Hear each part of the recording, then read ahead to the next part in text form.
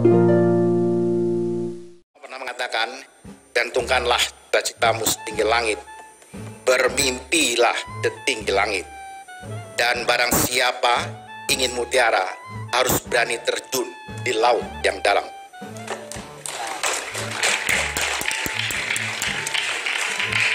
Presiden Jokowi menyahutinya, maka mulailah sebuah perjalanan dengan tujuan akhir yang jelas. Untuk jadi maju, memang banyak hambatan. Kecewa semenit, 2 menit boleh, tapi setelah itu harus bangkit lagi. Pak, karena dari 9 fraksi 1 yang tidak setuju, artinya bisa kita sepakati bahwa 8 fraksi setuju dan artinya kita bisa setujui. Setuju ya? Ya.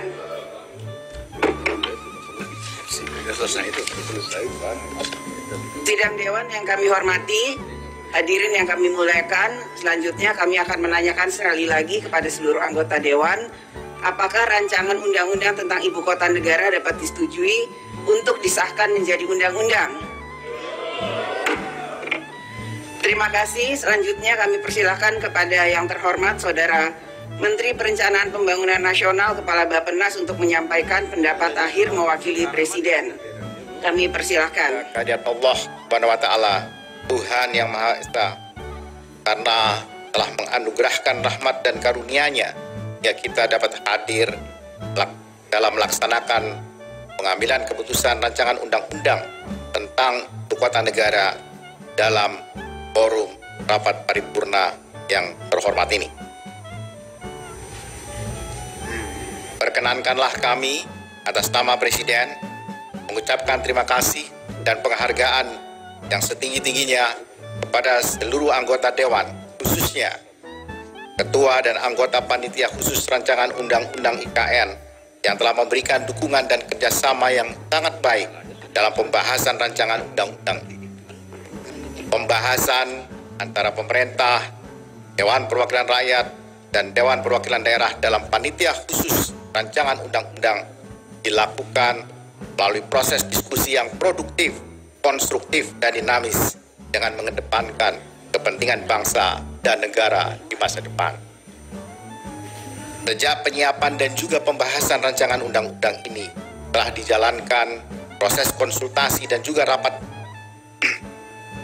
dengan pendapat umum dengan perguruan tinggi, pemerintah daerah, tokoh masyarakat, tokoh adat, tokoh agama, serta kunjungan ke daerah untuk mendapatkan aspirasi dari mereka.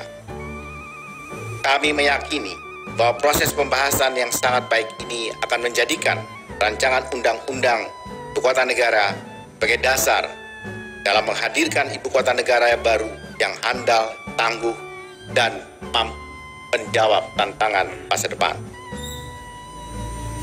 Pada kesempatan ini, perkenankanlah kami mewakili Presiden untuk menyampaikan pendapat akhir Presiden Republik Indonesia ke hadapan para pimpinan dan anggota Dewan yang terhormat.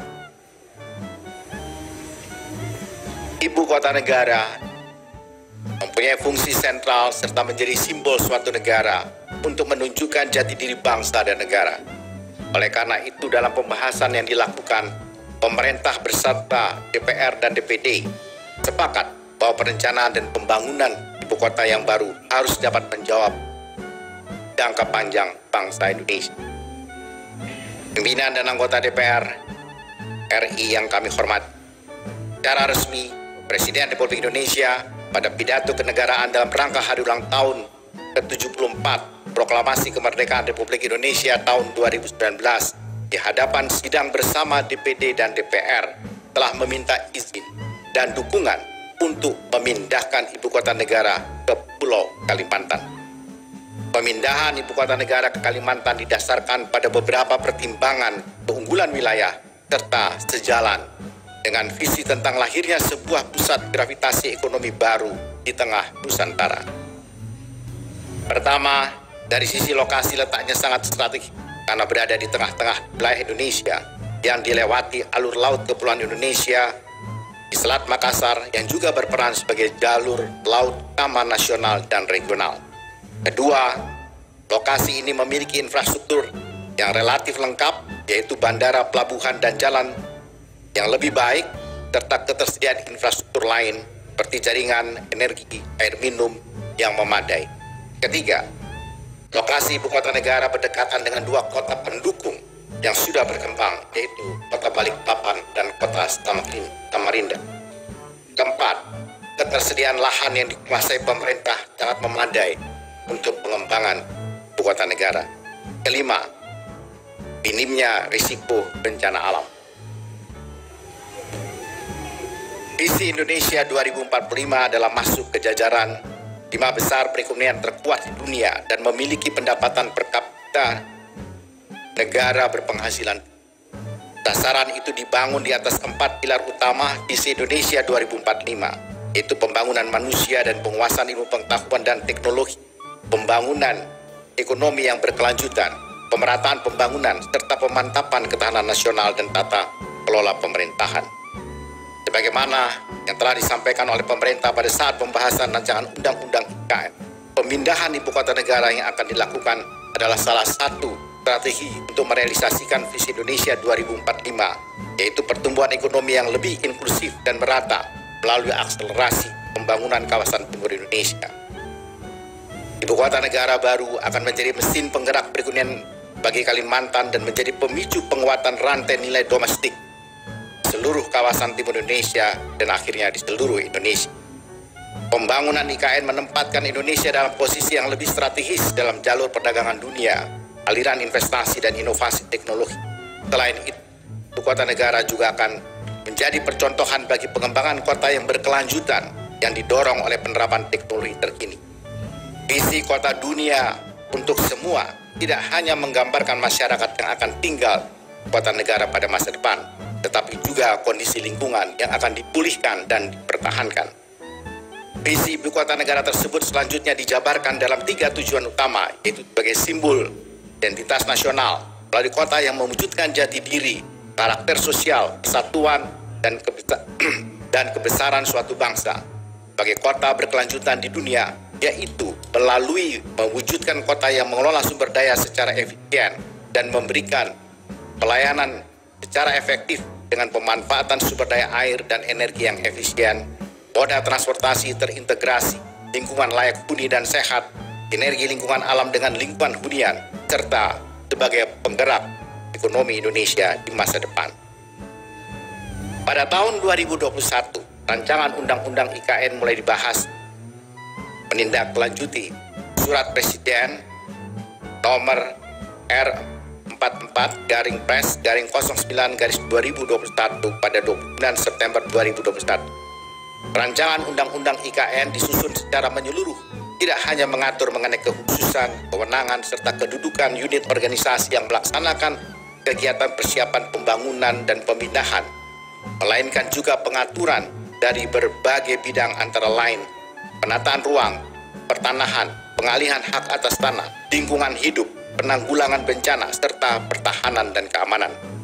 Pengaturan berbagai bidang tersebut dalam rancangan Undang-Undang IKN ditujukan untuk memberikan aturan yang jelas dalam proses pembangunan ibu kota negara yang dilaksanakan sampai dengan tahun 2045. Selain itu, diatur pula skema pendanaan dan pengelolaan anggaran pendapatan dan belanja dimulai dari proses persiapan, pembangunan, dan pemindahan.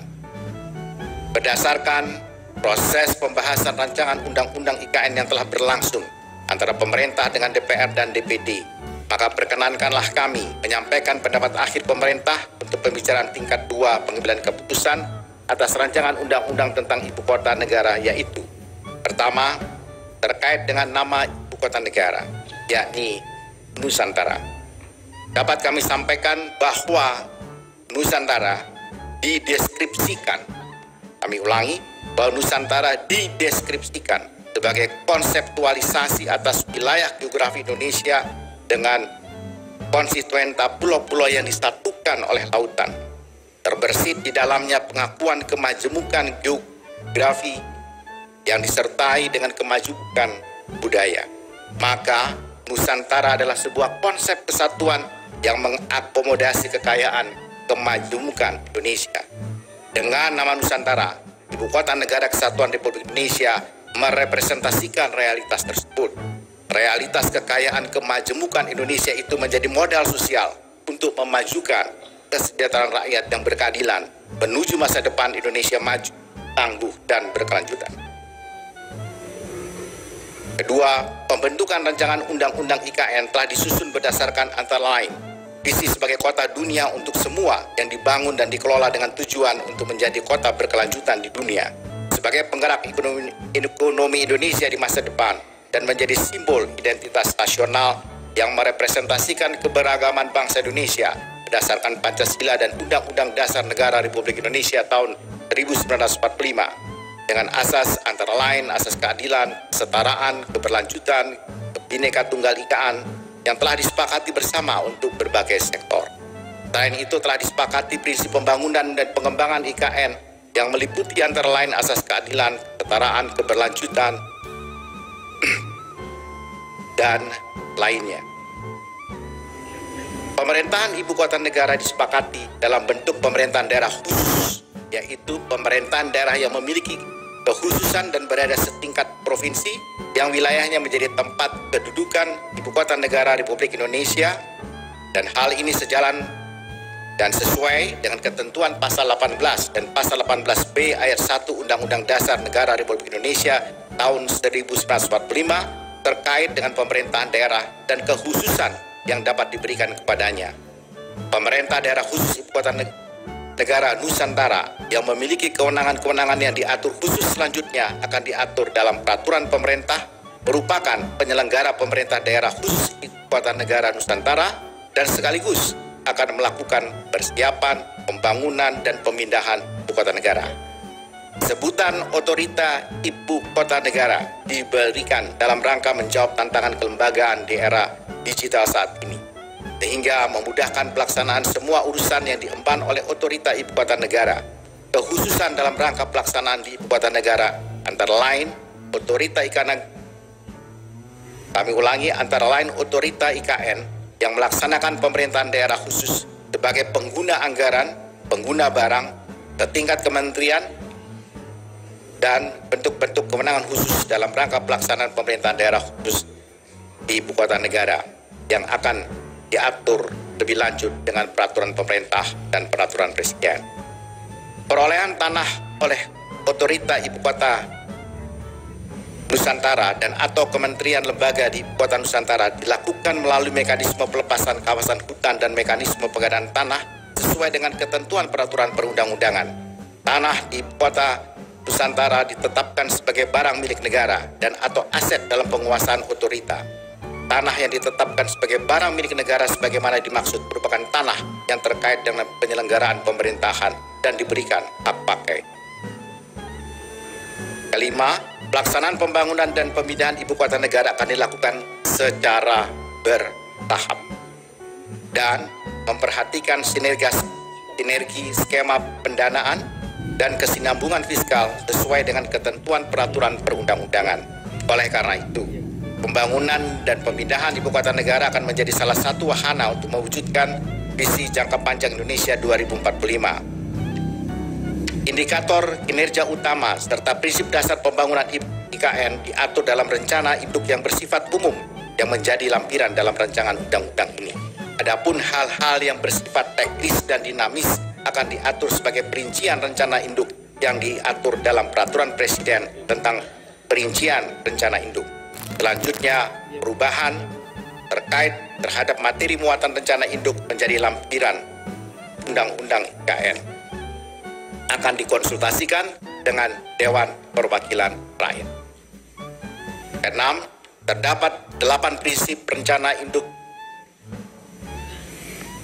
yakni mendesain sesuai kondisi alam, Bhinneka Tunggal Ika, terhubung, aktif dan mudah diakses, rendah emisi karbon, sirkuler dan tangguh, aman dan terjangkau, nyaman dan efisien melalui teknologi, dan yang ke-8, peluang ekonomi untuk semua.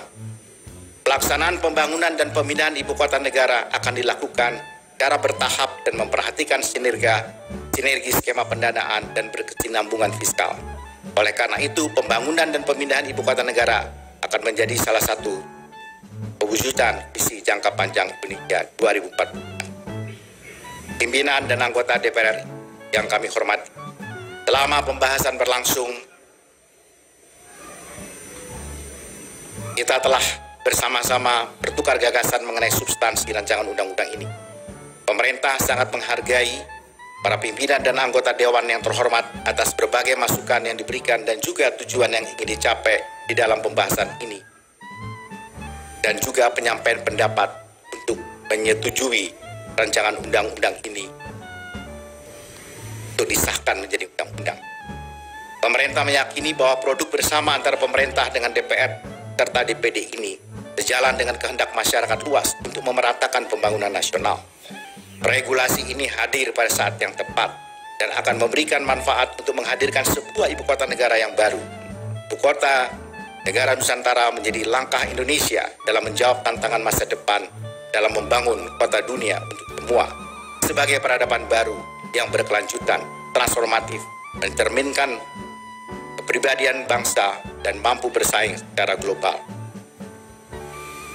Sekali lagi, pemerintah mengucapkan terima kasih atas dukungan dan komitmen dari Ketua, Wakil Ketua, dan anggota DPR RI, seluruh fraksi DPR RI, wabil khusus Pansus Rancangan Undang-Undang IKN, rekan-rekan media, dan seluruh komponen bangsa yang telah memberikan kontribusi terbaiknya dalam proses penyusunan pembahasan rancangan undang-undang ini. Bung Karno pernah mengatakan, gantungkanlah cita-citamu setinggi langit, bermimpilah setinggi langit, dan barang siapa ingin mutiara harus berani terjun di laut yang dalam.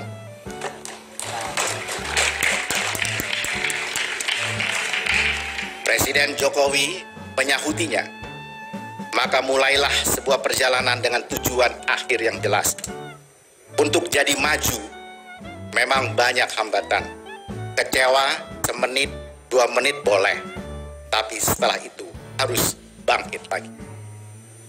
Demikian kami sampaikan, semoga Allah Subhanahu wa Ta'ala senantiasa melindungi dan memberkati kita semua